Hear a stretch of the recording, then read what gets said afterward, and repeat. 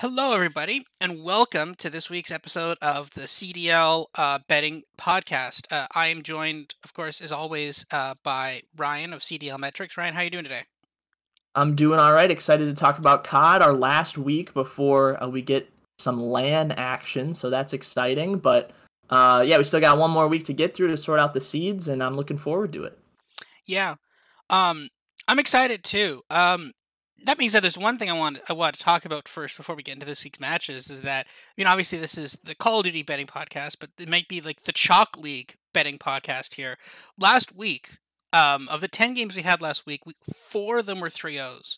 Only 2 of them made it to a game 5, and then of the remaining games, I think there's 4 more games after that. 4 of them were 3-1s. There was only one upset in the entire weekend, and that was Paris, which wasn't even on the weekend. It was the Friday early game. That was a 3-1 beating of Paris of LA Thieves. What do you think is the problem here? Is the Call of Duty League? I mean, for certain matchups, obviously. I mean, here's the thing: like you look at this, and like you got like the 2 good matchups you got. You got New York and Florida. That was a 3-2. That was a good matchup. And then the only other one really was, I mean, New York probably should have won this 3-1 or so based on expectations. So Dallas kind of overperformed there a little bit, but that was mostly just because they won the control. Why do you think that we're seeing like super predictable matches here? Do you think there's a reason for that or not? I think there could be. I think it might be a similar thing with Major League Baseball, where you kind of see towards the end of the year, post trade deadline. The teams that are fighting for the playoffs, they usually acquire good baseball players, add them to the team, and then they get hot, and those teams that sold off some players that aren't doing well are kind of bringing in prospects and trying new things, and you kind of see a runaway effect with baseball, I feel like, and we might be getting to that point now with COD League where, like, teams that are really good, right? The Atlanta, the Torontos, the New Yorks.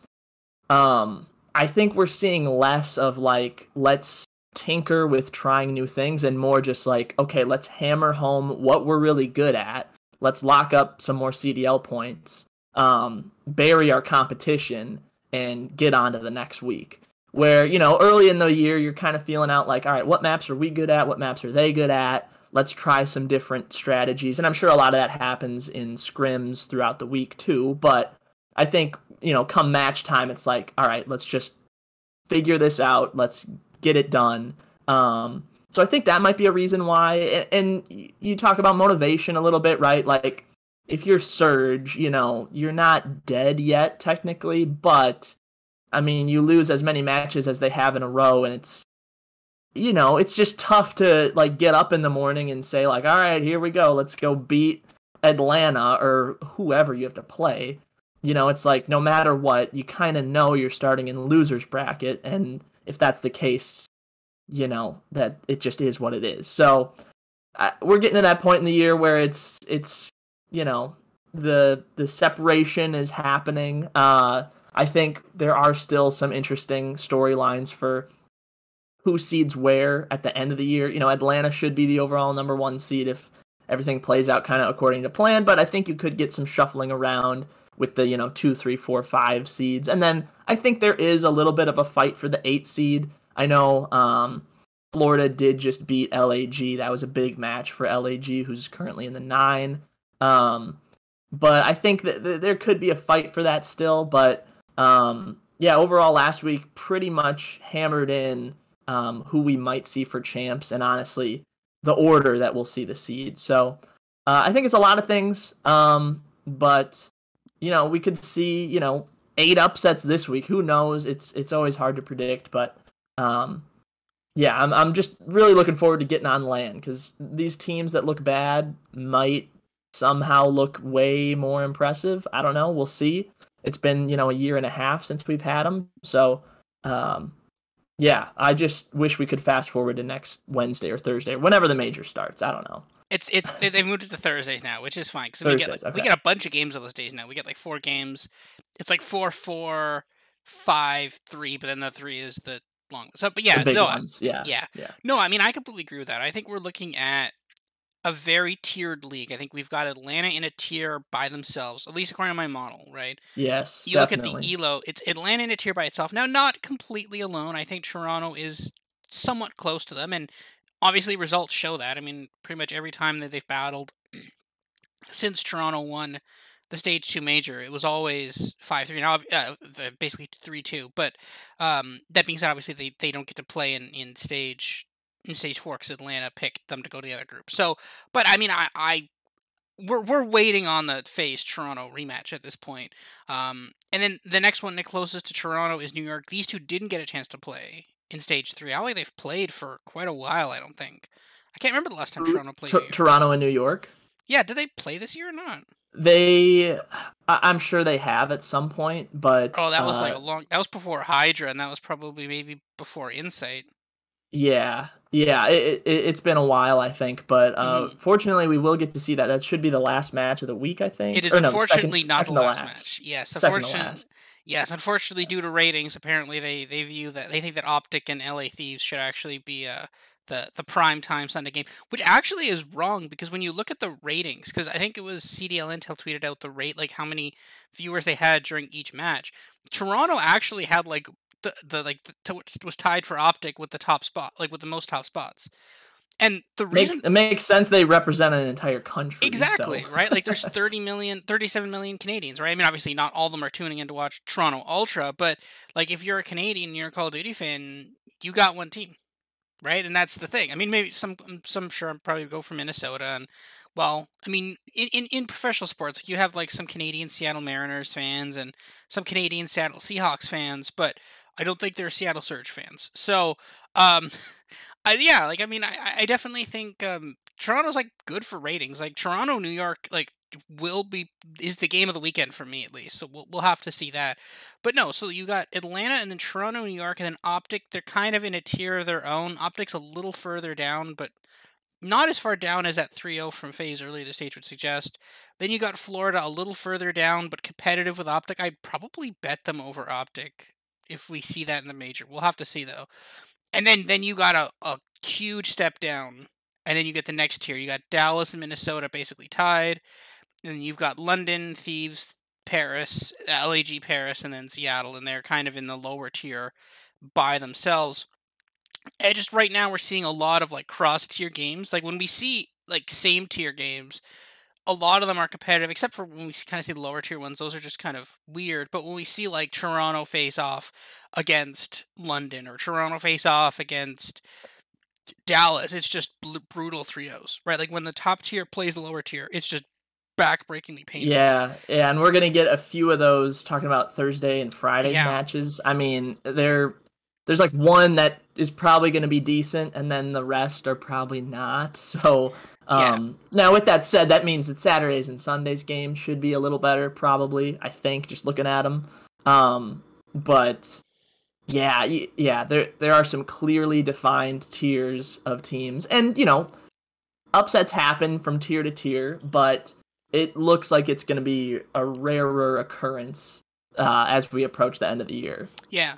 So one quick point here before we move on to the games, because you mentioned this about champs, right? So for champs qualifying, so we actually still don't know how champs will work in terms of like we know who's good, we know who the way to get to champs, but like is champs like a one weekend event? Is it like a be like a group stage and then a bracket? So we don't actually know exactly how champs will work out. I'm actually going to lean towards it's going to be a bigger, it's going to be like a there'll be a group stage and then that will go into a bracket. I think that's how they do it, just to kind of stretch it out a little longer, but anyway, we'll see. So, in terms of this, so right now, as we tweeted out, I think a week or so ago, FaZe has clinched. FaZe cannot be touched by the ninth ranked team, and the way it works out is weird because like of the next four teams after, they're the next three teams are kind of clumped together. You've got New York at 270. Dallas at 250, and then Toronto at 245, and then Optic at 220. So they're all kind of clustered within 50 or so points. The way it works is so LAG is at 90 points. So if they win their remaining two games, 20, plus then they win the major, 75, plus then they win all of the games in the next major, that's 50, plus another 75, that's 220. So 220 plus 90, they can get up to 310 points. So they can theoretically overtake subliners by 40 points. They can overtake them. They can get 40 points over there. So, but the thing is, they could do that. But if they win all those majors, then London also can't win those majors, right? So then the London, at that point, they can only gain X amount of other points, right? So basically, of those top four teams, two of them have already clinched. It just we don't know which two have clinched. It's a weird kind of way of thinking about it. But basically, like I would be very surprised to see any of those top four teams not clinch. It's gonna be hilarious because like next week when we see when we see the bracket, like when LAG loses, we're just gonna tweet out that like four teams have clinched champs. Yeah, When LAG's eliminated, yeah, it'd be like New York, Dallas, Toronto, and Chicago have all clinched champs. yeah. It's a very, I guess, top heavy, bottom heavy league. I know we see a lot of matches that are close and can go back and forth, but yeah, I mean, Atlanta should be locked in. I mean, Atlanta is locked in and probably should be locked into the 1 seed at some point if they just continue what they do all year, even if they regress a little bit. Like, Well, I don't think I really expect Atlanta to finish as the number 1 seed, and then like yeah, Toronto, New York, Chicago. Honestly, just lock them in right now. Right, they all look pretty good. And then I think yeah, the interesting storylines will be kind of who's the 5 seed, 6 seed, 7 seed, that sort of range, how that shakes out. And then the 8 seed, if Florida, keeps on their game, like they could clinch over LAG and everyone else below them pretty soon. Which I'd hate to see happen because I like the intrigue of like who's going to be the last team in. Not that it matters a lot because you're probably going to lose to everybody else that makes it, but it's an interesting storyline to at least see like who at least has a chance to win champs. But yeah, we might just get a situation where it's like, ooh, is Florida going to be the 8 seed or the 7 seed? Or, is Dallas going to fall to the 5 seed? It's like that sort of stuff, which does matter a lot in the end. But I guess it's just less drama than is this team in or out, that sort of thing. Yeah. I think that's kind of the point, right? Because when you look at 8-9, you've got Florida at 150 and you've got LAG at 90. And then you've got some space and you've got London and Paris both sitting at the 70. So I kind of think at the rate Florida's playing now, I would be surprised if they don't make it. I think they will make champs. I would be much more worried if I'm Minnesota or I think LA Thieves are probably okay at 180. I think. I wouldn't love being there, especially the way the team is playing now, and that they took Seattle to 5, lost to Paris, and then got 3-0'd by FaZe. But they also have Pook on the bench; they can make changes. But I'm kind of I think I'd be much more worried about Thieves or Rocker than Florida. But that being said, though, at the same time, the only teams that can take you out of champs. Well, the biggest threat is LAG, but LAG is playing horribly now after getting 3-0'd by Dallas and then 3-1 by Florida. Like, somehow they won the control. I don't even know how they won the control. They won it so fast. That was kind of like I mean, obviously they lost the match, so it's not the most impressive, but like they just ended up winning the control in a blowout. That was kind of a surprise because Florida isn't the worst at control. But then after that, you've got London, you got Paris at 70, and like even then, like there's a 80 point, because yeah, 80 plus 70 is 150. You've got 80 points of difference, which is an entire major win away from the 8. So that means like London or Paris would have to make a deep run into a bracket to even start looking at Minnesota or even Florida, be like also Minnesota and Thieves. So it's do you think any of those bottom four teams? Do you think any of them can move up or not? Or do you think that this is pretty much done? I think Seattle and Paris are pretty much dead. They've been at the bottom all year, and they're not really showing any improvement right now. So just, I'm sorry to those two franchises, but you're cooked. LAG and London, man, I feel bad for them because LAG, for my model at least, should have a lot more wins than they do. They take pretty much every team they play the distance when it comes to hardpoint. They have lost, I know, I think Chance mentioned it on the broadcast about Seattle, but really it goes for LAG. Close hardpoint losses. LAG is the king of that. And into my model, how much you win by matters a ton. And LAG, they these nail biters. They go up against Toronto this week. Last time they played Toronto, they took them to some really close hardpoint games. it's like you just expect when the scoreline's that close, you might as well call it a tie, right? But Hmm. it's not, and LAG just happens to be on the wrong side of so many of these coin flip hard points, especially.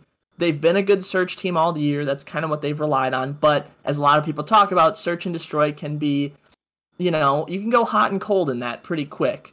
But they've maintained success in that mode. And then control is kind of the mode where it's like, you know what? They're just straight up bad at it. Although we did see them win last week. It goes to say that, any team can win at any time against anybody. But Hmm. for the most part, LAG have been a bad control team. But at least they're pretty competitive in hardpoint and in search. I know their hardpoint record is atrocious. But again, if you look at strength of schedule for them throughout the year, they've had one of the hardest. I believe they're second to Toronto.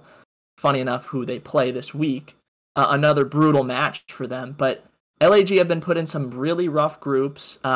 Their opponents at the majors have been tough.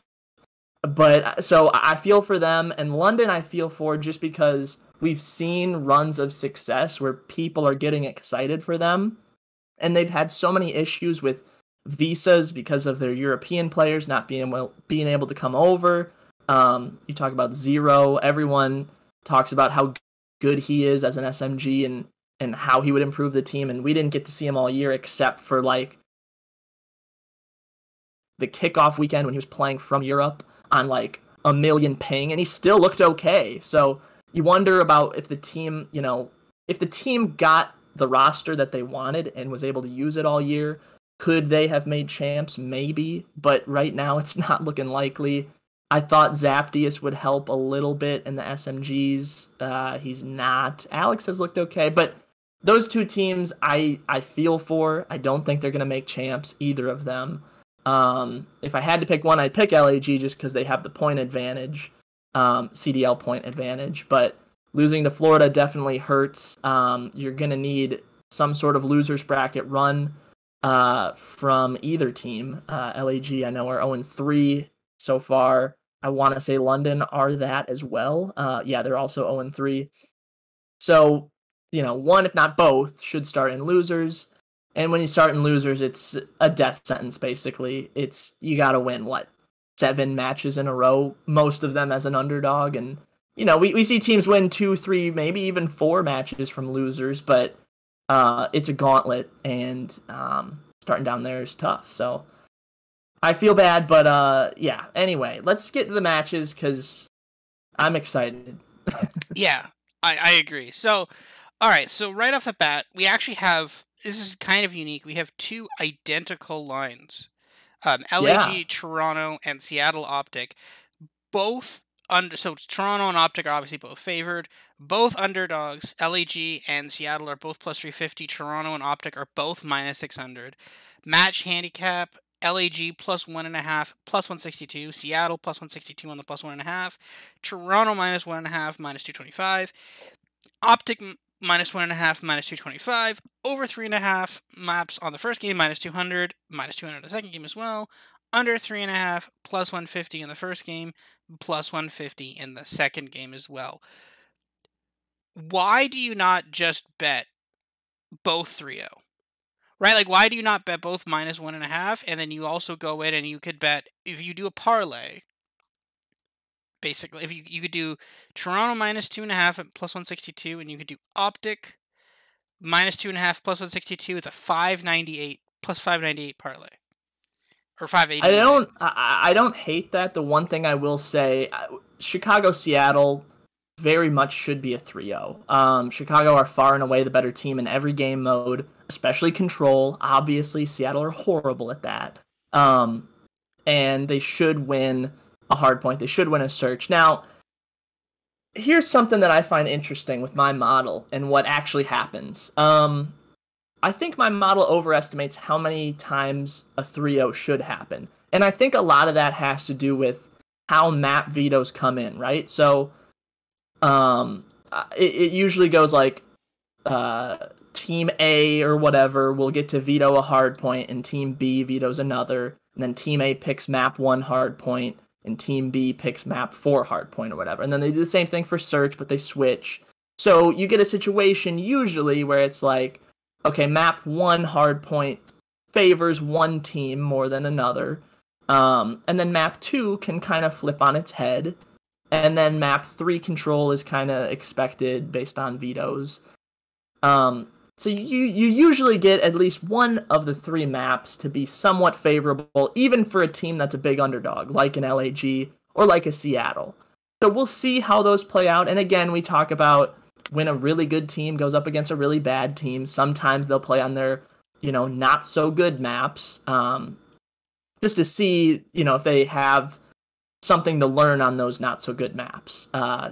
Teams want to expand their map pool and whatnot. So the best time to do that is against a team that you should beat anyway.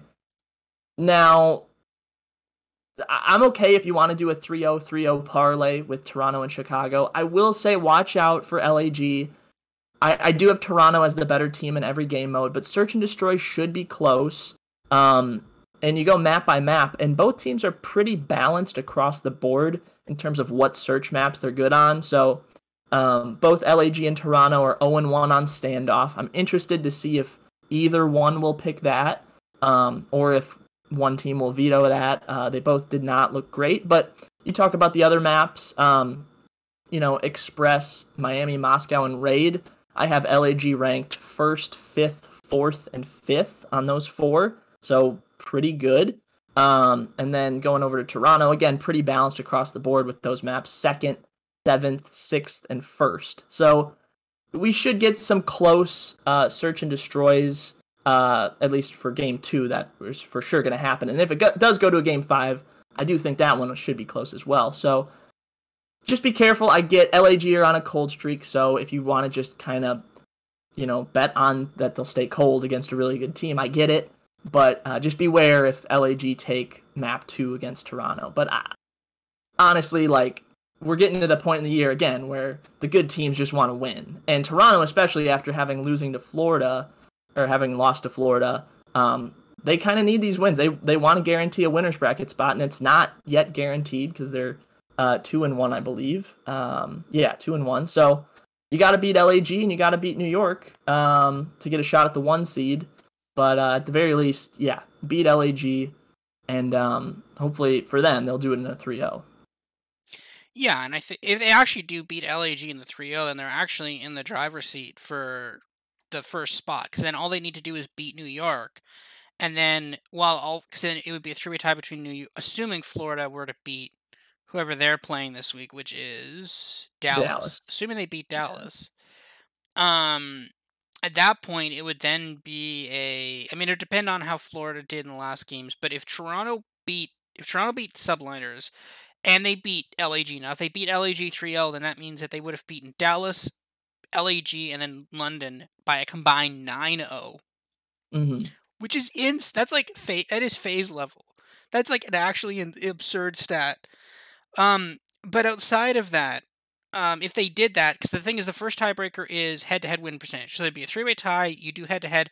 They all beat each other, right? So they're all 2-1 against each other, right? So at that point, then you look at map wins, and then the thing is, if it's 3, it depends on on how it would work, right? So if the Subliners 3-2, Subliners beat Florida 3-2, Florida beat Toronto 3-2.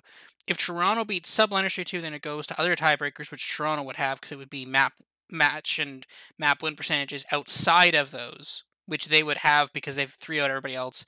New York, of course, beating Dallas 3-2 basically eliminates them from that. And Florida took they 3-0'd London, but they took LAG to a 3-1. So again, there is some variance on that still. And then obviously Florida will have to deal with Dallas. But if Toronto were to beat Subliners 3-0 or 3-1, then first seed should be theirs. If they beat them 3-2, then they should have the tiebreakers, depending on how the things work. So it's definitely interesting, but I feel like they have clinched a spot in the winners bracket, though. If they beat LAG, I think they have. Because if they did, because if they beat LAG, then they're in the winners bracket. Because then at that point, then they would have beaten Dallas, and then at most Dallas could be tied with them, and they beat Dallas 3-0. So that shouldn't be an issue. Then they should be able to if they beat LAG or they beat New York Subliners, and they'd obviously be in the winners bracket. So, Hmm. I don't. The thing is, I don't know. The thing is, it seems like a crazy idea to bet 2 3-0s, but these are two of the better teams. Seattle has played Optic 3 times. Two of them were 3-0s. One of them was a 3-1. I do worry about Seattle though. They're on a massive losing streak. Like when you start seeing like a 10-game losing streak, 11-game losing, like they're on 10-game now. I think. I think next would be 11, which would be a CDL record, which I kind of feel like the record should belong to Seattle. So It maybe should. It really should. Yeah. maybe they get the record and then they turn around and beat Paris on Sunday. But I don't know. You could also do like alt parlay. So you could do like Toronto -1.5, Optic -2.5, and then Optic -1.5, Toronto -2.5. Just kind of mix and match there. So like if one of them wins 3-0, but the other one wins 3-1, then you're good. That's actually not a bad idea. You know, like there's different things you could do. The only issue is the fact that like it's hard to bet a -600 favorite. It's even hard to bet a -1.5 at -225. Like that's even like that's hard. Even Yeah. like it's but Yeah. if you parlay the two -1.5s together, plus 108, that's not horrible. I don't hate that either. So there's a couple ways to bet it, but it's so chalky and like you worry that like anything could make this fall apart. You're like anything could happen. This could all fall apart if it's just like if it's so chalky. But um, like if Seattle decides to not suck, or if LAG wins a hard point or something, the entire parlay could just blow up. So that's not great. Yeah, Um, that's the thing. It's tough. Betting is not always like betting every match isn't necessarily a great idea. But if you're looking, we're kind of talking about if you want to bet, this first match or the second match, like here are kind of ways to do it. But it's important to like if you really don't have any sort of feel for either match because they're so lopsided or because you honestly have no clue who's going to win, like it's okay to just kind of take a step back and just watch or just maybe put a sprinkle on something here or there. Or, I know a growing thing, fantasy COD is growing. You can play daily fantasy over at some websites or, I know there's sort of like fantasy football, but for COD, like there are a lot of things to do outside of just betting every mhm, match. So it's important to note that, but it's really fun to bet, yeah. but Well, the thing is, um for these two when it's games, matches that are this lopsided, it can be tough. yeah, no, I completely agree, and it is hard to find good value in it. So last up, but the problem is though, like if we watch these games on Thursday and both are 3-0s, we're gonna be kicking ourselves because we're like we knew it was gonna be a 3-0. Why didn't why didn't we bet it was gonna right? But like that's the thing, right? Because like like I think we all just like we're so afraid it's gonna all be 3-0s, and then we could have just bet it 3-0, then we would have had. But anyway, we'll see. I'm not sure. I don't love it. I'll have to see what I want to do with that. I don't think the lines are gonna move back. I think this is pretty much where the lines are. So maybe you can get better value on a different book somewhere. I don't know, but not a ton of value there. Anyway, moving on to Friday now. London versus Subliners. London to win plus 300. New York minus 450 on the money line. London plus 1.5 plus 125. New York minus 1.5 minus 175. I've got this as in my model. I've got this as London 62 63-37 basically. I've got London New York as a minus 169 favorite. Um what are your thoughts on this one? Do you think my thing is that like we saw like on that Friday night, oh sorry, on the Sunday night, the commentators were all saying like, oh, Hydra is looking hurt, he's injured, he's sick. What do you think? Do you think that I kind of think New York starts dropping some stuff here? They're not going to 3-0. The last time London and New York actually played, London actually won that game. London has gotten a bit of bad luck this last week. Could we see a London upset here? I'm not We ruling it out. we definitely could. I have this sort of close to the Toronto LAG in terms of odds. I give New York like a 76% chance to win, so about 3/4 of the time. Now I do have London actually. This is an interesting little nugget. I have London favored in a control, just a generic control on an unknown map. I have London at a 51% chance to win. So that's basically a toss up. Let me look quickly at control map by map just to see. So Also, actually, I yeah, have them much higher on the control. I actually have them favored in any control at 63-36. So Yeah, and maybe mine should be higher, right? So London, it looks like they pretty much ban raid control just about every time. They've only played it twice on the year, whereas on Checkmate they've played 11 times, they're 6-5. They played Garrison 10 times, they're 6-4. So you're plus 500 on both those other maps. Let's look at New York real quick. New York kind of plays everything. Garrison the least. They're 3-3 on that. And then they're sub 500 on Checkmate and Raid, 5-7 and 3-8. So yeah, London should be favored on just about every map if we expect them to continue banning Raid, vetoing, I should say, vetoing Raid. You're going to play New York on either Checkmate or Garrison, where they're very beatable. So yeah, that should be a toss-up, if not favored for London. The problem comes with Hardpoint and Search. New York are probably the hottest hardpoint team in the league. They look good on every map. Just going map by map, I have them second, third, and fourth. So there's not a map that they're bad at. You can't just auto veto something. And Search is a little shakier. They're more of a middle of the pack Search team, but London Search has been bad, and it's been bad all year. Now, obviously, you might throw in a standoff and maybe you win that, but London in their one match on standoff looked pretty bad. They're 0-7 on Search on Moscow. They're 1-7 on Express. It's been real rough for them in Search. So I really, really worry in game 2 and in game 5 if it gets that far for them. And you're running into the hottest hardpoint team in the league. It's going to be tough. Obviously, New York are fighting for a winner's bracket spot still. They are 3-0, so this win should seal the deal for them if they get it done, which I do expect they will. But I don't know. Maybe we see some interesting search and destroy maps. Maybe Control does not go New York's way. I think there's a chance this series could get a little spicy, but the way I think to bet it, maybe just wait and see if the lines shift at all. Because right now I'm not seeing a lot of value on either side. Maybe a little on London, actually. So if New York gets bet up and up and up, then I think London might be bettable, especially in a +1.5 situation where, you hope they get the control and then one of map 1, 2, or 4. So I think that might be the way to play it. But yeah, this series is kind of a tough one to peg, but I think it could be better than a lot of people might think. yeah, and I will say that although my model has Toronto and New York as roughly the same tier, Toronto is a much more favorite. My model likes Toronto better, and the reason for that is even when you're looking at this stage, when Toronto and New York play a bad team or a lower tier team, both of them win, but Toronto is far more dominant. For example, against Ravens, 3-0. Against Dallas, 3-0. New York plays Dallas, it's 3-2. Now again, in some weird way, that's obviously there's different emotional things to go into New York versus Dallas, right?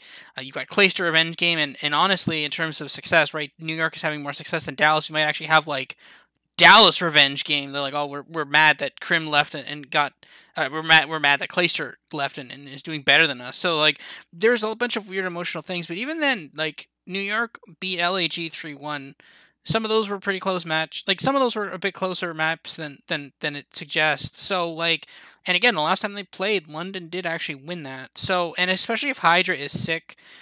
This team is having a lot of issues right now. Asim's trying to get into the U.S. He can't because of visa issues. So they're going to be focusing on trying to solve that this week. Because again, they're going to champs. They're the second best team in the league. They're going to go to champs. They're pretty much locked into a winners bracket spot for this major. It's very possible that they could either lose this game or at least take this to a 5. I think I'm not hating this +1.5. I think give it a couple more days to see where it gets to. But like I definitely think that we could definitely see a +1.5 cashing here, taking LAG like Ravens taking this to a 5. Also Apocalypse too. London loves playing Apocalypse, and New York also likes playing Apocalypse too. And I think London is probably a better Apocalypse team. So, oh, no doubt, no doubt. London is, yeah, they're 5-0 on Apocalypse. They're by far the best team in the league. New York also good, but they lost to Florida on it just recently. But yeah, so. I don't know. It's a hard map to kind of figure out because it's so new. We don't have a lot of reps on it really for any team. But yeah, you throw in an Apocalypse, maybe that goes London's way. You throw in a standoff, that's although London looked horrible and New York have looked really good, maybe that goes how we don't expect it to go. Control is a toss-up. You can kind of talk yourself into seeing this and, maybe losing in 5, or heck, maybe even, taking the series if all goes right. So, Yeah. yeah, maybe a secretly spicy matchup for Friday. Mm-hmm. And then the Friday afternoon game, or well, later afternoon game at least, Minnesota versus LA Thieves. Minnesota is plus 100 on the money line, so they are it's even basically. So they're the dog. LA Thieves minus 138. Minnesota plus 1.5 minus 250. LA Thieves minus 1.5 plus 175. I I this is so weird. I do not want to bet anything on LA Thieves right now. I like if this is Hook, because there is a chance this could be Hook.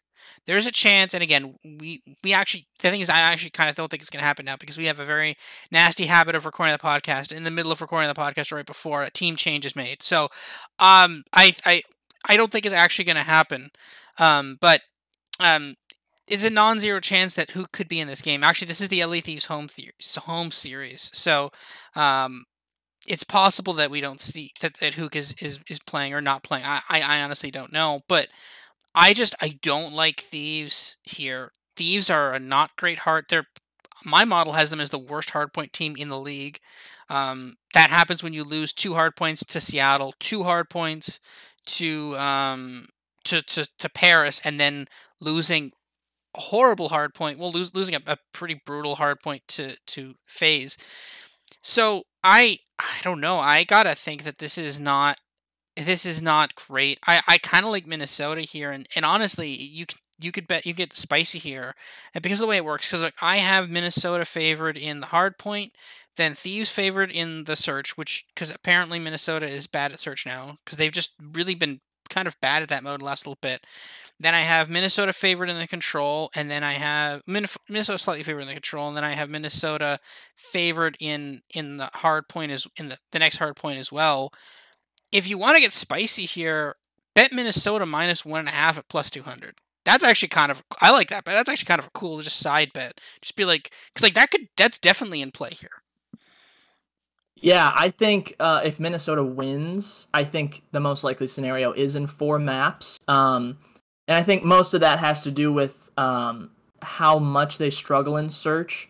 And LA Thieves are a sneaky good search team. I think people kind of underrate that. They're not in the top echelon of, they're not FaZe, they're not Toronto when it comes to that mode, but they're very, very good. Now, their record shows they're 15-15. With, since they switched up their lineup and took Slasher out, they've been better than that. And you go map by map, and you don't really see any weaknesses. Their 1 in search is Raid. They're 4-7 on, but everything else they're at least 500 on. So vetoes could get tough with that for Minnesota. And then you look at Hardpoint, at least from Steve's perspective. I know you said you had them last in the league, and they certainly have looked horrible lately. They at least have 3 maps that are pretty playable for them. Checkmate, Garrison, and Moscow. They're 500 or better on all 3 of those maps, which means you're probably going to play an Apocalypse or a Raid against them where they do struggle a lot. But on the flip side, Minnesota has a couple maps that they're also very bad at. You talk about Moscow, Checkmate. So if this goes 4 maps, I do think the hardpoint split just because the way the vetoes play out, Thieves should be favored on whatever they pick. Minnesota should be favored on whatever they pick. And then you kind of split the difference on search game 2 and control, right? LA Thieves probably favored in the search no matter what map it is. Minnesota probably favored in control no matter what map that is. So honestly, the odds we see a game 5 are pretty high. I have that at a 37% chance of happening, just seeing a game 5.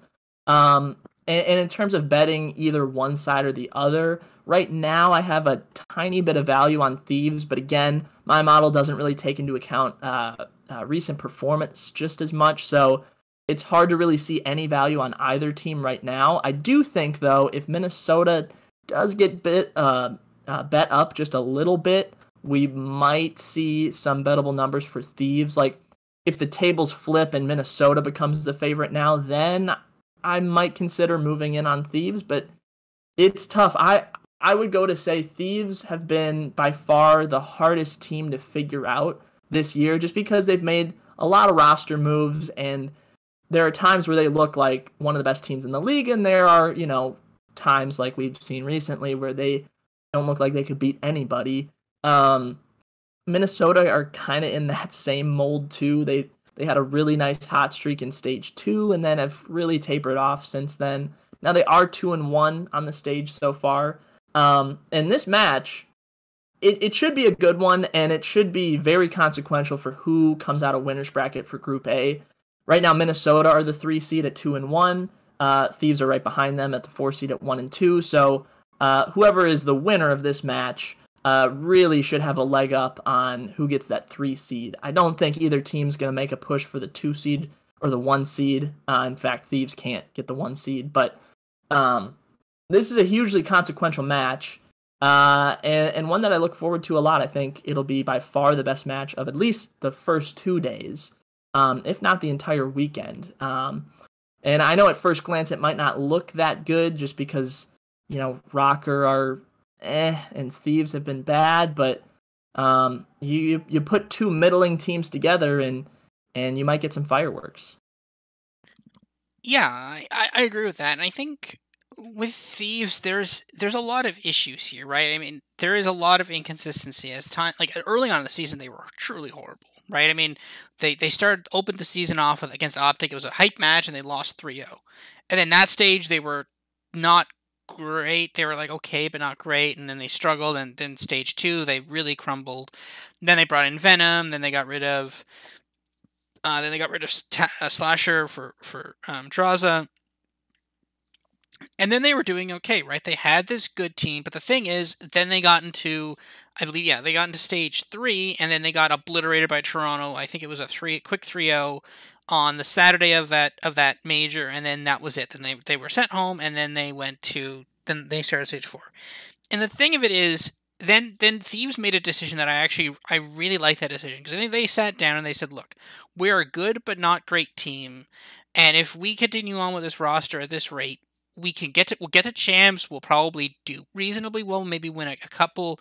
Maybe in the bracket, if there's just a bracket, we'll maybe get a couple rounds deep, and then we're gonna run into a wall of phase like Toronto, New York, Optic, etc. And I think that they were like, okay, look, if we continue on this way, we'll do well for our first season, but we won't do great. I think they realized that if we need an addition to make us elite. We're not elite. We need to become elite. And they made the call to get Hook, and I like that call. That's a smart move. That shows awareness of an organization that we are not the best team, and that we need to improve to be the best team. And I like that. That's a really smart play as an organization. The problem is that they brought Hook in and it didn't work, and now they're back to this other thing, and they're like, oh, well, it worked better before, so let's just go with that. And I understand making that call, but the problem is I think they've irreparably damaged something in the team. They've irreparably damaged team chemistry, because I think if you're now sitting there and you're TJ or you're Venom or you're literally anybody on the team, what does it say about your team if now they're just so willing to make a move for no reason? It shows they don't have, for them at least, it feels like they don't have confidence in them. And if they're afraid, like, what's the next move? Am I going to be moved off next? Like, there's something off about this team, and I don't know what it is. It could be some internal divisions. It could be that they're scared for their own spots, that anybody could be moved. I don't know. I think Hook will come back, because TJ has not been playing great in the last couple things. He's been, again, high variance, which is the reason why he got benched in the first place. I don't think Slasher is the fix. I think you put Hook back in, and you take TJ out, put Hook back in. You try that again, and you see if it works. I don't know if they'll try it again for the major, if they'll try it again for the next stage. I don't know, because they do have a stage to play with before champs, right? Because they could say, okay, fine, we're gonna do this for the next stage before champs. But I don't know. I don't know if they're gonna do this right. I'm worried that. I'm a little worried that they're kind of lost right now, and it's hard to put money on them. But then, that being said, though, they're on the Sunday night game, and I don't know. We could see another upset against them for Optics. They just seem to always beat Optic for some reason. Like, ever since that first match, like, they were massive dogs the last time they played Optic, and then they just crushed Optics. So who knows? It's such a hard team to pin down, and I don't know what this organization is doing, and I think they need to figure out what they're doing quickly, and they need to do that thing. So, Yeah, I agree pretty much completely. I also really like the move to get Hook. I mean, how could you not? He's such a good player, and Thieves were in that, wishy-washy area where it's like, how good are we? Well, let's see if Hook can really get us up to the top. And I think yeah, the bad move for them was benching Hook. And I know the results were not what you wanted, but I just feel like it was such a reactionary move. Like, maybe give the guy a little more time to kind of feel out the team. Like, just you just needed more time. It's like, imagine, making a trade in baseball, right? You're a contending team, you make a trade for, some shortstop or whoever, literally anyone. And, let's say it's a starting pitcher. And, for the most part in baseball, there's less team chem matters less in baseball because it's a lot of independent events. But regardless, say you send out your newly acquired starting pitcher and his first two starts go pretty badly. One is a blow up loss, and then the other he looks a little better in, but still not great. And now you're scratching your head, going like, "Huh, I wonder what should we do." So it's like, do we move him to the bullpen? Do we just bench him? What blah blah blah. Like, if you acquire really good talent, you have to give them time because bad games are gonna happen. And I think with Hook, it happened right away. And a lot of that, again, has to do with just gelling with the team. So I would have liked to see Hook stay on the starting roster and maybe and just keep the team as it was, or maybe keep or throw Tej back on the starting lineup, bench Venom, maybe bench Draws. I know he's looked good. Like, just try different combos, but at least keep Hook in. And they didn't do that, and now they're just trying to find what they had when they first had this roster, which I think a lot of that's gone just due to map vetoes. They were very good on a few maps when they started with this roster, and now teams kind of know that and know not to play them on those. So they're in a really tricky spot. I do think they should bring Hook back. I do think they will at some point. I don't know if it's this week. It could be pre-major. It could be at the start of stage 5. But again, I don't know. There's roster lock things that have to happen. So yeah, they've been so hard to figure out all year, and there's still going to be a headache probably until champs, assuming they make it, which they should. well, at 1 and 2, if Thieves if Thieves lose to Minnesota and lose to Optic, that means they would be down to 1 and 4. And if Paris were to beat Seattle, which is possible, actually, though, at that point it'd be tiebreakers. So even if Seattle then beat Paris, so if they lose both games this week, it's not guaranteed that they get fourth. They're not in the winners bracket. They can't get the winners bracket, I don't think. Um, but if they lose both games this week, I don't think it's guaranteed that they're not starting in losers round 1. And I think if you start in losers round 1, why not just throw Hook in there and be like, sure, let's just go for it, right? Let's just see how good of a run we could put on, right? And Yeah, yeah. that's maybe what I do. The thing is, it is their home series this week. I don't know what that means, if that means anything. I will say that, like, typically teams win one of each game in their home series. I know Toronto was one of the one team that didn't, but then that was right before they became really good. So I think that was the week they added Insight. So I honestly don't know if they're gonna do that or not. It's hard to say. They could also again, Optic could just be bad on Sunday night, which sometimes they are. So it's a weird call. I honestly don't know. I don't know what to do with this team. I don't know what to bet them. I think the best bet is just to bet against them at this point. I mean, the thing is, it was crazy. We were talking about this earlier, that like the commentators for the analysis, they're like, oh, it's good that Thieves get to play against Atlanta because then they get to see how good they are and they get to compare themselves to Atlanta and they get to learn a lot. I'm like, well, but this is a team. This core literally took Atlanta to 5 games, like a stage, like 2 stages ago. Like, this team was like a win away from Sunday. This exact roster was like a win away from Sunday, like last time, and now we're getting 3-0'd by FaZe and in a brutal fashion. Like, this is not improvement. This isn't a newly formed roster that's improving. Like, it's a copy of an old roster that was doing well and now is vastly underperforming. Like, it's insane that there's so little expectations on this team, and I don't know.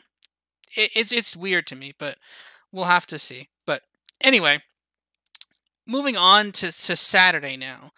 First game, early game on Saturday, London Royal Ravens versus LA Gorillas.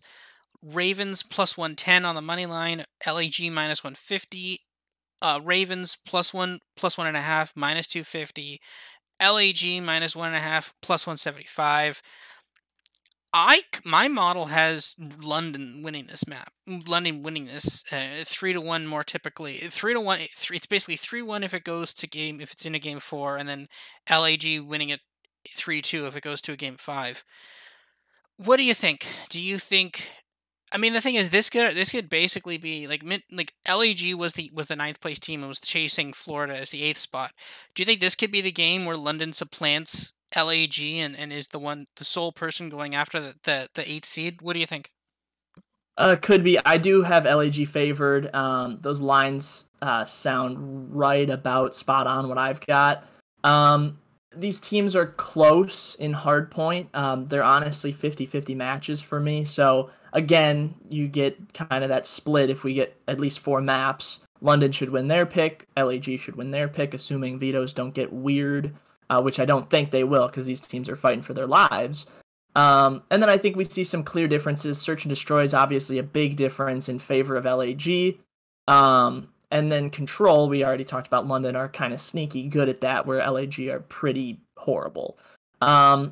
So again, we could see a long series, which should be entertaining. But if you want to bet London, I do like the plus 1.5 a little more, just because we talk about...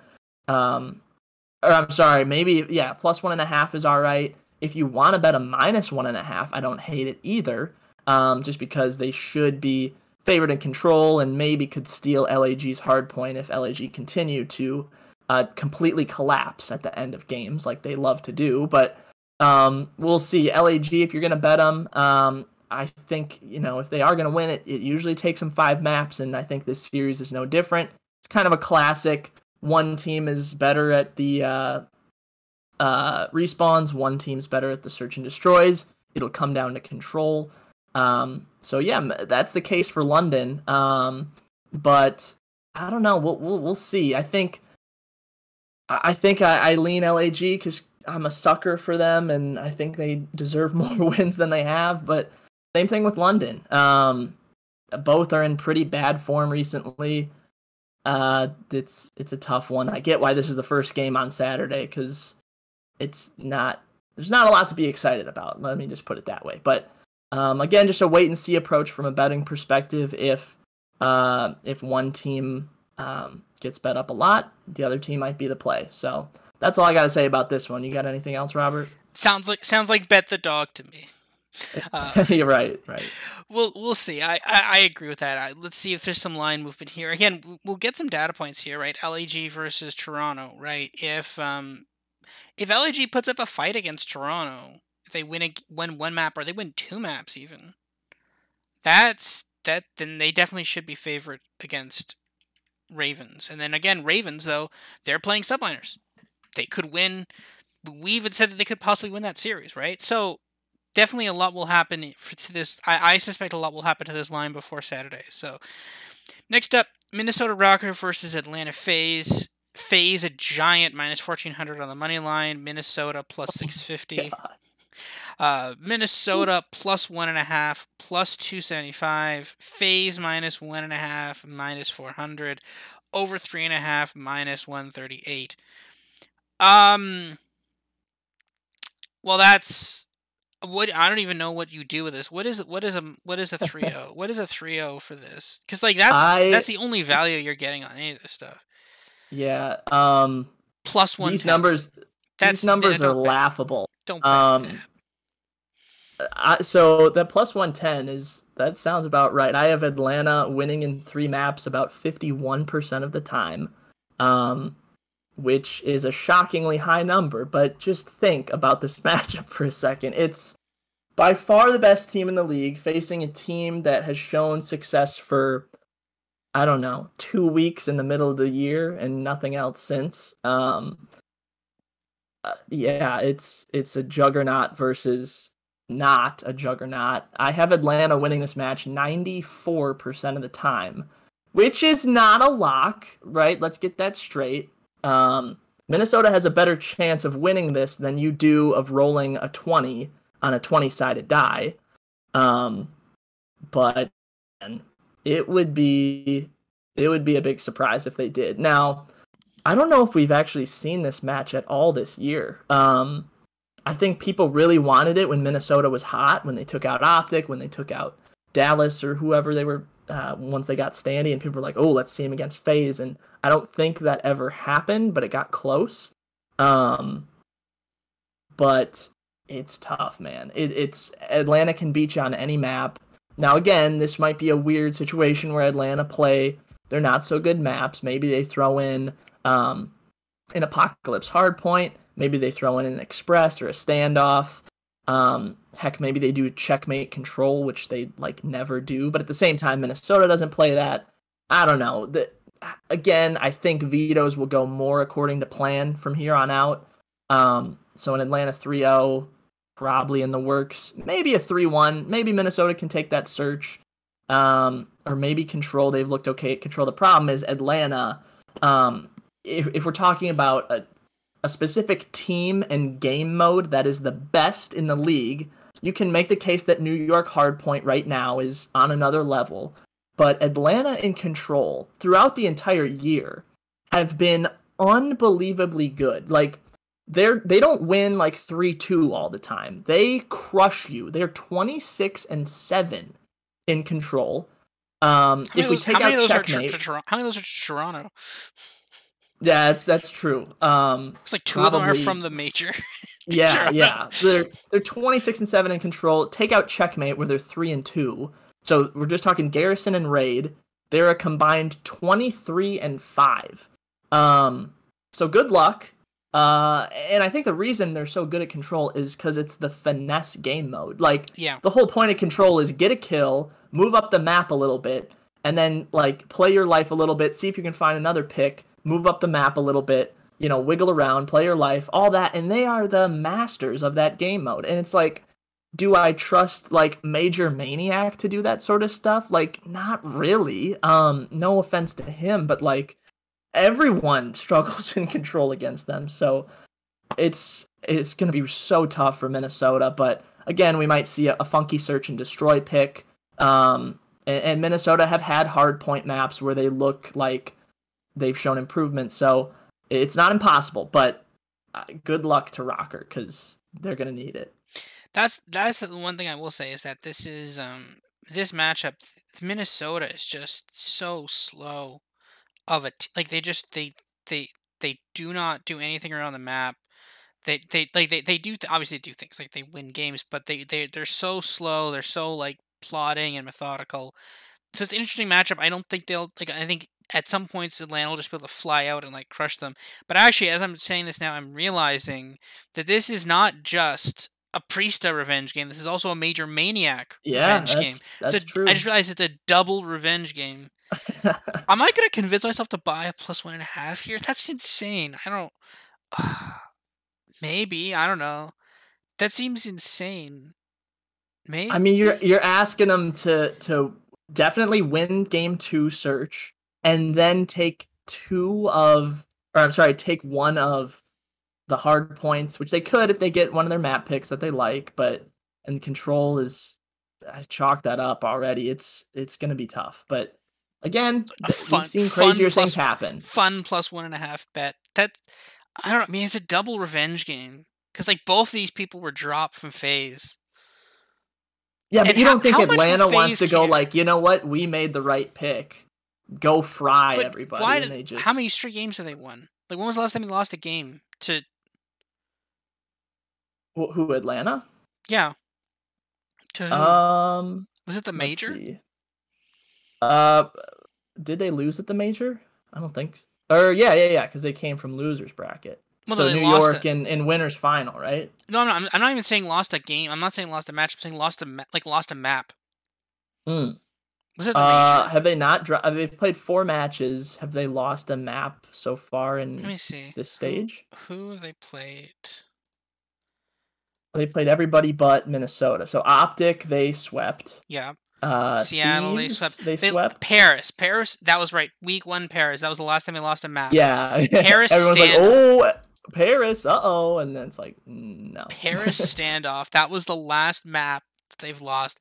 Week 1 of this major is now week 3. And now we're not even talking like matches. We're talking maps. That's And then standoff. It's a brand new map. Like, I understand if they're gonna lose that map, even if it's to Paris, who are horrible at search. Like, it's a brand new map. We don't know what's gonna happen. So it's yeah. like, yeah, they're unbelievably good. The fact that Atlanta and Toronto both lost standoff that day to like lower tier teams, it makes me think that like basically Atlanta and Toronto are just scrimming against each other.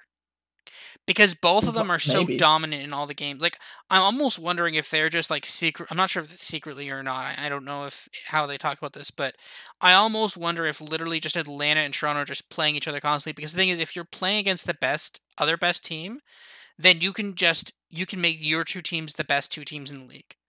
And at that point, you can just outclass everybody. So you only have to worry about the other team you're playing. You don't have to worry about any other team. You can just leave everybody in the Maybe dust. Which that would be a little odd. But they well, might no, be playing because each other more than anybody else for sure. yeah, because the thing is, they both seem to just keep 3-0ing people. Well, it's Like because they're both so good. Like, I yeah, but mean, how do you get that'll that level if happen. they're not? I don't know. It's weird. It's weird though that both of them seem to just get completely crumble and standoff. I don't know. Yeah, I mean it's one map, so we see them lose maps from time to time. But I you don't know. know, We saw the power if of the. Atlanta Oh, go ahead. if Atlanta play Minnesota on standoff because they're like, you know what, Minnesota not a good search team. Let's play them in standoff. Let's see if we can figure that out. Like honestly, of all the search maps to be played in that game 2 in that series, I would probably put my money on it's gonna be standoff. So yeah, maybe they struggle again, and again, that's where your Minnesota bets might pay off. But um, I don't know. It's gonna be a bloodbath, I think. But if it's not, I'll be happy because I want to see an entertaining match. The thing of it is just like we saw the power of the Vivid Revenge game and the Temp Revenge game this week. Like I don't know, double revenge game. I don't know, and just FaZe care.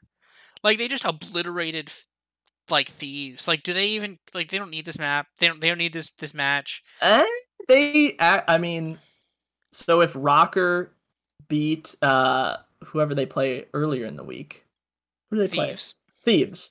If they beat Thieves and beat FaZe, they're in the driver's seat for the 1 seed. So if How you're Atlanta, hilarious would that be? Oh my god, that'd that be would so be hilarious. absolutely nuts. If Minnesota beat Thieves and then they somehow upset FaZe, But if they they would don't, the be the thing is, right? first If seed. Thieves beat Rocker, now Atlanta's just sitting there like, all right, we have the 1 seed already. Now we have to play Minnesota. Like, who gives a crap? Well, no, But Optic would have to obviously, lose one of the games. Optic would have to lose a game. um, yes. Well, no. The thing is, if Optic go 4-1, and Atlanta goes 4-1, like you have the tiebreak on them. So No, but Minnesota would be in there too. yes, I'm saying if Thieves beat Minnesota earlier in the week, Yeah, Atlanta is guaranteed the guaranteed one the spot. Yeah, one okay. seed. Okay, Yes, so yeah. that's interesting. So And at that point, it's like, who cares? But you still want the CDL points and all that stuff. So hilariously enough, so if Minnesota beats Thieves and if Minnesota beats FaZe and then Thieves beat Chicago, Minnesota would be the 1 seed. How yeah, crazy would that be? Crazy. yeah. Oh yeah. I'm sorry, I missed the tiebreaker with Minnesota and Chicago. Yeah, because Yes, Chicago 3 but Minnesota. So, but anyway, that'd be fun. Anyway, Saturday light game: Florida versus Dallas. Dallas actually favored in this game. Florida -110, Dallas -125. Really buying Dallas after 3-0ing one of the worst teams in the league, and then throwing. Like probably should have beaten New York. Like there is a very strong argument that they should have won both of those hard points. Um, like they probably should have beat New York, but apparently that's good for -125 now. Florida +1.5 -250, Dallas -1.5 +175. This could actually be a really good game, and I'm kind of interested in it. Florida and Dallas used to be a pretty good matchup last year. Florida had a lot of really good matchups. Like when they were good, they were a really fun team to watch. Um, I've got my model has Florida in this barely 55, 54-46. What do you think? Do you have Florida or do you got Dallas? I've got it flipped around just about. I have Dallas 56, Florida 44. Obviously, again, recent form would suggest that should be closer to a true 50-50 match. So this one is again mostly a stay away from me, and I say a lot of these matches are stayaways. I think we're just getting to that point in the year where these numbers are so drilled in that it's really hard to find an edge, and that goes with betting in any sport really. Like the most advantage you see if you bet like the NFL are those week 1 lines, week 2, week 3, and then after that, for the most part, the lines are what they are, and it's really hard to find value on any games. Now you still do, but um, we're getting to that point in the year where it's really tough. So yeah, I do have Dallas as a slight favorite. You go game mode by game mode. Hard point, I do have them about a 59% chance to take a generic hard point off of Florida. Search and destroy, I have going to Florida's side, 54% chance. And then control comes back to Dallas, about a 55% chance for them. So probably will be the best series of the week, and it's hugely consequential, especially for Dallas. They're sitting at 2-2, so this is their only match of the week. You win this, you go 3-2, and you get the tiebreaker over Florida head to head. So you're fighting for your life in a winner's bracket start. But also a pretty big match for Florida, right? You win this, I think. No matter how your first match went, you're in winners. So it's a pretty big match. It's two teams that are kind of in a weird spot. Florida look really good finally, although they lost to I'm blanking on it New now. York. New York? Yeah, New York. And Dallas are kind of maybe turning a corner here, although they lost to New York as well. It's a tough one to figure out. I think I'll wait to see how the map vetoes play out. But I might just sit back and enjoy this one. This one should be pretty good. I do think Vivid has turned a corner. We talked about that. His performance in New York, the New York series, was just far and away his best so far, which I was so happy to see. At the same time, it's not a huge surprise to see Vivid have a crazy good series after having a couple really bad ones. He's that sort of player where like he will pop off or he will get absolutely destroyed. Kind of like Pristini in that way. That's maybe a good comparison. Very fast also. I don't know. It's tough. I think you look at both teams, you go, who's got the better SMG duo? Probably Dallas. I'll take Shotzi and Vivid over Neptune and Havoc. But you look at the back line with the ARs, like Skies and Awakening might be the best AR duo in the league outside of like Celium and Arcides. And Crim and Illy are fine, but nothing special. So you add that all up, it should be a really, really close series. I think if Florida win, they probably do it in 5. If Dallas win, they probably do it in 4. Yeah, I see the point of this. I think this is kind of really a toss up. I think the question is, did Dallas, and I think this is what this comes down to for this match. Did Dallas beat LAG because Dallas is a good team and LAG is just an okay team, or did Dallas beat LAG because LAG has really deteriorated and Dallas is like just still an okay team? Like that's the question: is LAG is falling in my rankings. This week alone, I had them losing 14, almost 14.9, 15 elo points. Um, Dallas did gain a lot though. They gained 16.3. They're back up to the 6th team. So they did gain this week. Again, that New York, that really helped against New York. I have New York down 1.3 points even after winning a game earlier in the week. I think they played a game earlier in the week. I can't remember. But no, it is a weird LAG is falling fast. I mean, they still got a way to go before they get to Surge, but they're barely above Paris right now in my rankings at least. So it's a hard thing to say exactly, and the question is, how did Dallas do so well against New York? Did they do so well against New York because Hydra wasn't feeling well and the team's struggling right now, or did they do well against Florida because they are just a good team? For my model, it's impossible to say. It just looks at the results, so it says, okay, well they did claim close against a good team, so therefore they're a better team, right? But it's hard to say exactly. Was it like an emotional game? Obviously, when you have Dallas versus New York, it is. I don't know. Florida seems to be, this could be a really good series. I kind of think Florida wins it, but we'll have to see. I don't know. I'm still not buying Dallas. I think they were too broken for too long. And the thing is, I mean, Vivid kind of kicked it up in that match, but that was really only after Clay decided to fill him full of lead. So um and so we'll have to see. But I this that's I'm looking forward to this series on Saturday night. I think that could be a very interesting series as well. One thing I will want to say though is that right now, because this is Florida's last match of the week, there's one team I want to see Florida play. Do you know who I want to see Florida play? Guess who I want to see Florida play? Uh, phase? I don't know. Yes, Phase. Yeah. No, Okay. because Florida was like last year. Florida was like the original Phase killers. Yeah. We all remember that. We all remember that game 3 domination. I think that's seared into everybody's brain. That remember that game? That game 3, Yeah. that Yeah. was so brutal. Yeah. Florida were the kings of June. I mean, this Yep. time last year they won, right? Was it 3 majors in a row or two of I think it was back to back. three? Yeah, or something. It was they were unreal. And yeah, maybe Havoc is the secret to this team. I have no clue. They seem to when they put him back on the team this year. At first, it was still kind of, you were kind of where you were, but now we're starting to see a little more improvement. So I don't know if he is just unlocking, awakening in Skies. Skies especially has looked very, very good lately. And Neptune's kind of been a consistently fine SMG. Nothing crazy, but he's not really hurting your team that much. So I don't know, maybe just Havoc does a better job than Slack did of just kind of, playing those weird angles, baiting for his teammates, and maybe that's just that's how they operate. It seems like that's how they worked last year. They had a couple superstars. We talked about Skies was an MVP last year. They brought in Awakening. He looked really good.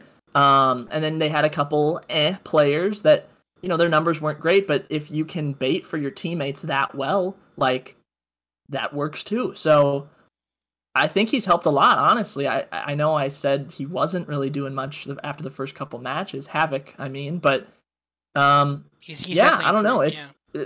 They're an interesting team for sure. Yeah, I like that. Those were some really good matches. Florida versus Atlanta was always a really good match, and even the opening, right, the kickoff week this year, Florida beat FaZe, right. So Florida has like a unique ability to beat FaZe, especially when they're really good, and I think that could be that's a match if we get that in the major. I'm definitely circling that as a I'd bet I Florida in think that match. I think the odds we get it are pretty good. Yeah, Assuming especially Atlanta if stay in the 1 seed and Florida probably finishes the 2 or 3 seed in Group B. Like, all it takes is a Florida first round win, and there you go.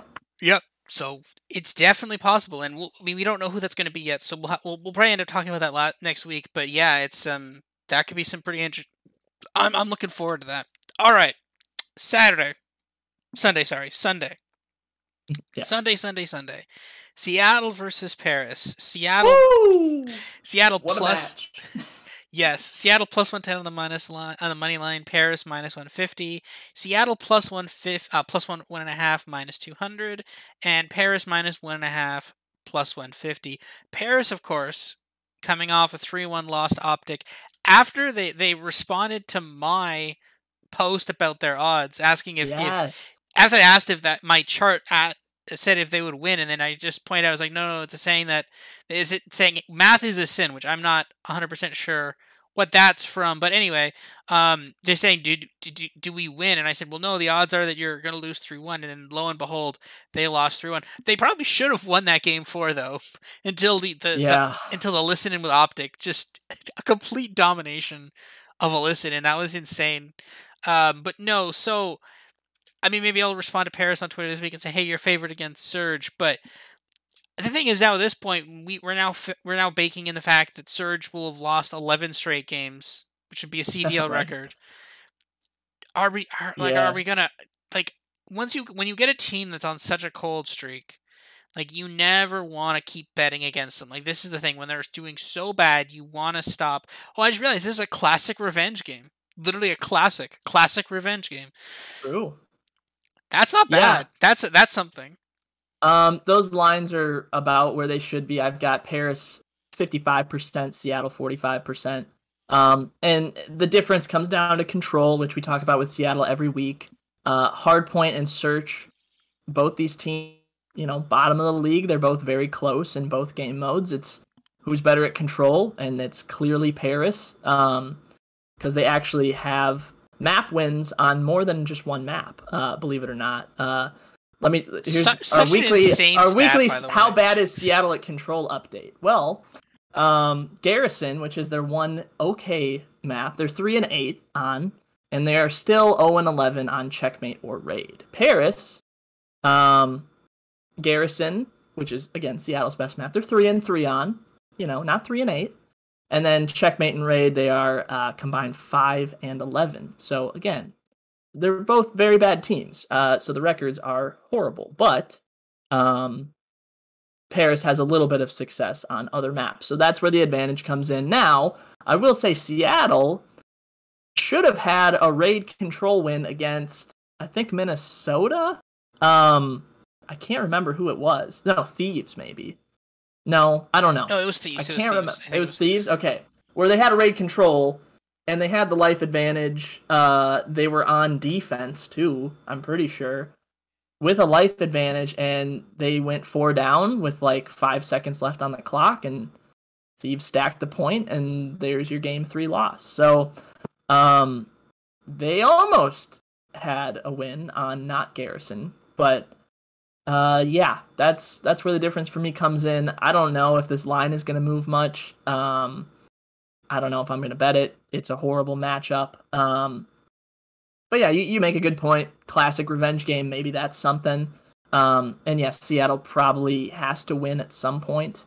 But I don't know when that's going to be. I guess if not now for this match, when. But I don't know. I got nothing else to say. Paris are a slight favored because of the control. That's it. Seattle versus LAG round one, losers round one. Here we go. Oh, yeah. I mean, I don't know. Maybe Seattle wins. I mean, I could see, if there's any game I could see them winning, it's this game. This is the one I could see them winning. I don't want to be on the other side of Seattle here, but do you really want to put money on Seattle though? Like, this is the thing, right? Like, it's like, okay, well, yeah, I guess Seattle could win this game, but do you even want, do you really even want to think about it?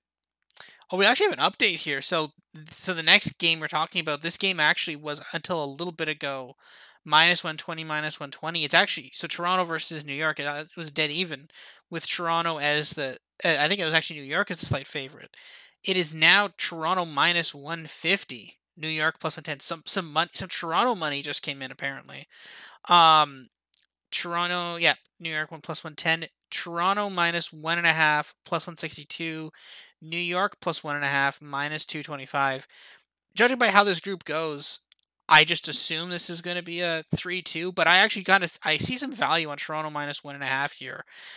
This is a matchup I've been itching for a couple of major, since last major now. And I think this could be a very good we saw a bunch of Toronto of New York Atlanta. We saw New York Atlanta 3 times last stage. We saw Toronto versus FaZe 2 times. But this is one that I really want to see, and I think Toronto could definitely win this one. My model has it basically dead even. So there's a bit of value on New York now, but I don't mind the Toronto -1.5. What do you think? Yeah, that line move makes sense for me. I have Toronto at 59%. Clear underdogs in hardpoint, but clear favorites in search and in control. So, yeah, if they are going to win, it should be in 5 maps. although 4 maps wouldn't surprise me completely. Again, if you can take your own hard point, that's kind of the blueprint for that. So yeah, this is going to be a fantastic matchup. Probably the matchup I'm looking forward to most. I know there are some other good ones for seeding and trying to figure out who is the the best team in the league. But this is the one match of the week where we have two clear favorites to win the major. So exciting. I think with the line where it is now, I would not bet it. And if I were, I still think I'd go with Toronto money line, even though it is juiced up a little bit. Yeah, I don't know. It's tricky with New York, at least. They won their series this past week with a Hydra who was feeling under the weather and like noticeably sick. Like he looked like he just wanted to like sleep, and like I get that. And you talk about like what injuries or things that could happen to you when you're playing an esport would affect you most. Like obviously, like a hand or finger injury would suck. Or like a head injury, like if you're concussed, obviously you can't do really anything. But or if you had a migraine, stuff like that. I think being sick, whatever it was with him, I think that's up there on the list of things you don't want to be. Because I mean, esports, it comes down to reaction time, and like a lot of it is mental. Where I know like being sick for anything makes everything worse, but I don't know, if you're playing a sport, I feel like you can kind of sweat through it. Or I mean, you talk about like Michael Jordan's flu game, like stuff like that, where you can kind of play through an illness. With esports, I don't know. You're staring at a screen.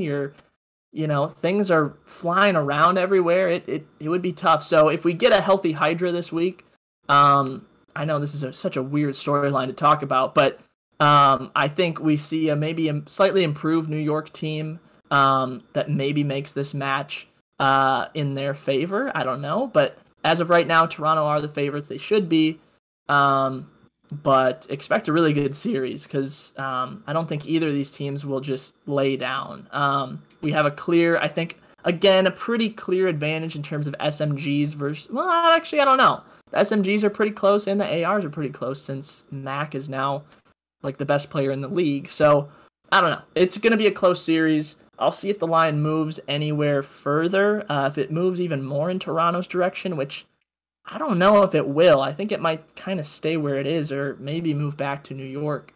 If it does do that, I might go on Toronto. But if it goes the opposite way, it might be a New York bet. I think right now it's tough to say, but we'll find out a little bit more about these teams prior to this match. It's just always tough talking about Sunday matches.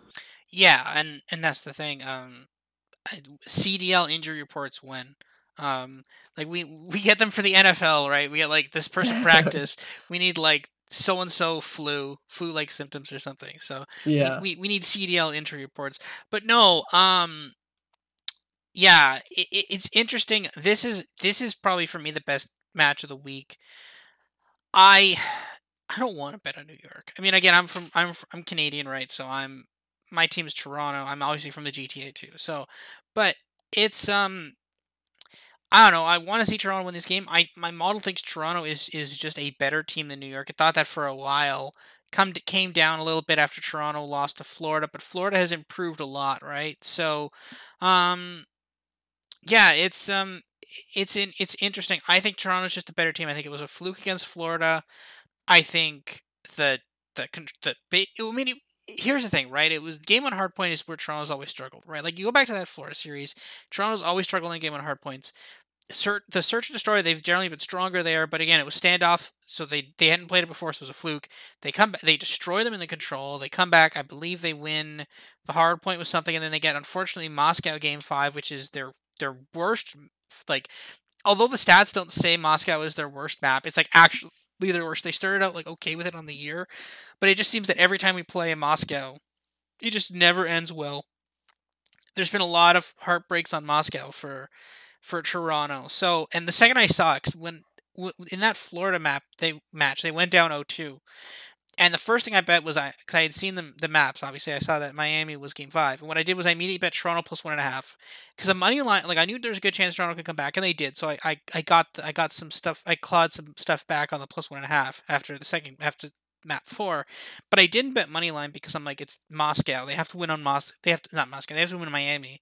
Like I hate Miami, and sure enough, they threw that too. They're up like 3-4, 3 or 4 nothing on Miami. So it's so weird that they did lose, but at the same time, I don't know. It's a hard call to say that one of these teams is better than the other. I think this is the match of the week for me. I think it's going to be a really good match. I kind of lean Toronto 3-1. We'll have to see, but that's what I'm taking. So, um, last match of the week. LA Thieves versus Optic Chicago. Thieves plus 175. Optic Chicago minus 250. Thieves plus 1.5 minus 120. Optic minus 1.5 minus 120.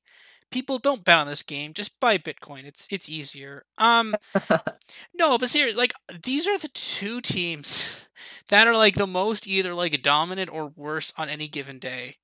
Like these are the two teams with the highest variance. Like I don't if Thieves lose against Minnesota, I don't know if they're more favored or less favored in this game. I honestly don't. What do you think? Like I honestly have no idea. Like cuz Yeah. So I've had Chicago up in my rankings all year, despite their struggles kind of in stage one and stage two, or I should say stage two and yeah, stage one and stage two were not great. Stage three, they looked a little better. I know they started in losers, but we saw that run that they made and and yeah, LA Thieves have been kind of that middle of the pack team all year. I know they had a little success in stage one, but they were winning a lot of close matches and then they kind of got hot in stage two when the slasher stuff happened and all the roster moves. But even with all that, they kind of stayed as a middle of the pack team. So you got a good team in Chicago versus a iffy team in Thieves. I have it as Chicago's 65% chance to win. Now, maybe that should be higher if LA Thieves are rolling out this roster that we've seen for the last couple weeks. But I think right now the thing to expect is probably a Chicago 3-1. I do think LA Thieves are good enough in search where they could take that game two no matter what map it is. But I think they are clear underdogs in hardpoint or in control. Chicago, I know they haven't beat those super elite teams this year, but Thieves are not that.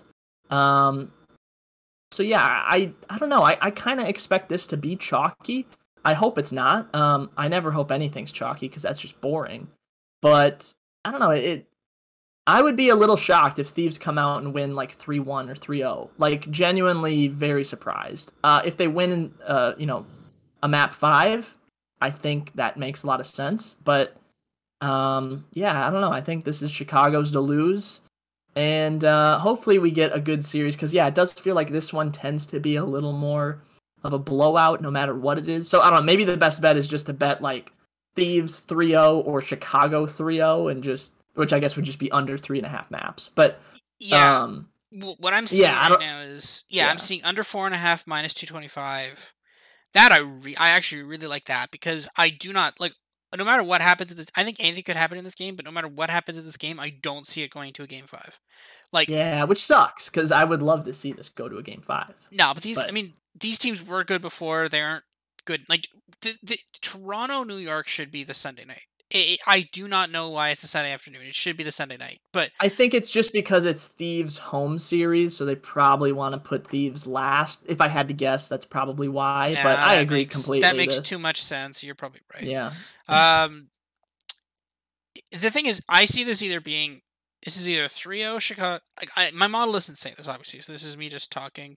Actually, I'll say what my model says. Okay, so Optic 3-0 16.05%, Optic 3-1 27.51%, and then game 5 it's basically split even because I have Optic slightly favoring game 5. I see this going one of three ways. Either it's Optic 3-0, which is plus 300, 3-1, which you could get the minus 1.5 for the minus 120, or Thieves win this 3-0 or 3-1. Because the thing is, Optic is the most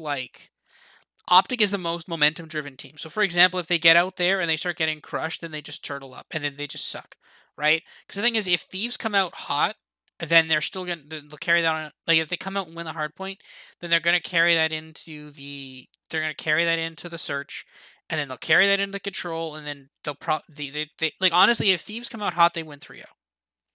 And It makes no sense, but the lines I see are the under 4.5 because there's a chance that Optic wins this. Um, there's a chance Optic wins this 3-1. I think that's definitely possible, or 3-0. I think maybe sprinkle a little on the 3-0. But yeah, I think it could be kind of interesting. I think the under 4.5 is pretty likely to cash. The under 4.5 is basically just a protection against LA Thieves not sucking. Because if the LA Thieves come out and crush them, like they did the last time we saw this match, I think it was the Optic. Was it? Oh, it was the Optic home series, wasn't it? When this was the last match, I think. Let me check that. But yeah, like, what do you think about the under 4.5? Yeah, I don't hate that. I'm not one to bet a lot of over under number of maps. But yeah, you make a good point talking about just these teams, especially with Optic. They don't feel like a team that goes to that game 5 that often. Like they either come out hot and win or they don't. uh so I get that. I think Florida are like another team like that where we just don't see them in a game 5 much because they either wake up on the right side of the bed and take care of business, or they absolutely don't. So I can see that being the case for this match. Um, I don't know. It's like I wonder if Thieves throw a little wrinkle at them. Like say Thieves lose to Rocker. Like do they go, all right, we're starting Hook this match, just to like see what that works like against a team like Optic? Maybe, probably not, but um, If they do, it's I, if they start Hook, it's Thieves money line. I don't care. Like that's like thousand yeah, percent. yeah, that might be the play then. But if they beat Rocker, which I think they will do despite their struggles, I think they probably keep the same lineup, and yeah, probably losing 4 if I had to say. So, um, I don't know. Yeah, just the way I look at this through my model, it seems like a pretty chalky match. Obviously, it Thieves might come out and win, because again, anything can happen. Chicago could be just bad, but you expect Chicago in the prime time game, whatever that means, online right before a LAN. Like they're gonna want to come out and put Thieves in the body bag. So I see a Chicago, yeah, 3-0, 3-1. I don't know if I don't know with the numbers you said. I don't know if I'd bet them minus a map and a half right now, but they might get bet up even more throughout the course of the week. So we'll see. But again, this might just be this game and the match before. If the lines kind of stay where they are, I think I might just sit back and relax and enjoy them because I do think they should be, for the most part, pretty good matches. Yeah. So we'll have to see. I think it's an interesting some interesting matches here. Some good, some not good. Um, and we'll see. I think the big thing I'm looking forward to is the major next week. I think there's going to be some really interesting matchups in the major. There's still a bit more chalk to get through first, but I think once we get through that chalk, I think we can have some really good matches on the weekend, and maybe the double Minnesota revenge game comes through. I don't know, maybe out of plus 275, maybe that's worth a $5 or something. Because again, FaZe is pretty much done. They're pretty much locked in the first place. So maybe they take out Minnesota in 5. Who knows?